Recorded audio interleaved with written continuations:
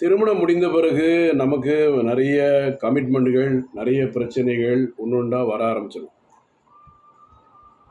அது எல்லாத்துக்கும் உள்ளது தான். அது இவங்களுக்கு தான் அவங்களுக்கு தான் கிடையாது, எல்லாத்துக்குமே வரும். எவ்வளோ வசதி இருந்தாலும் சரி, எவ்வளோ வசதி குறைவாக இருந்தாலும் சரி, சின்ன சின்ன பாதிப்புகள் வரத்தான் செய்யும். அதை நம்ம எப்படி அந்த பிரச்சனையை சால்வ் பண்ணணும் என்பது தான் ரொம்ப முக்கியம். எந்த பிரச்சனையை எப்படி சால்வ் பண்ணணும்? ஏன்னா கல்யாணத்துக்கு முன்னால், திருமணத்திற்கு முன்னால் நம்ம ஜாலியாக இருந்திருப்போம்.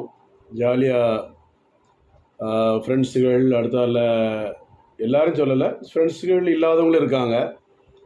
வீடோட சில பேர் வீட்டு உண்டு, காலேஜ் உண்டு, வேலை பார்க்குறவங்க உண்டு, வீடு உண்டு, கோயில் உண்டு, குளம் உண்டு, நிறைய பேர் இருக்காங்க.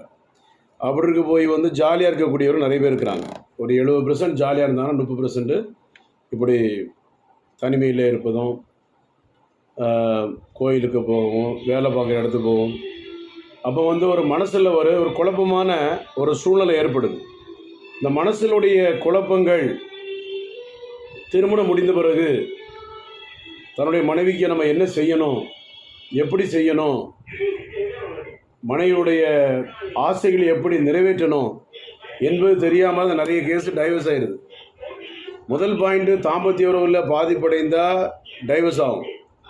ரெண்டாவது அவர்களுடைய தேவைகளை அறிந்து நம்ம செய்யலைன்னா டைவர்ஸ் ஆகும்.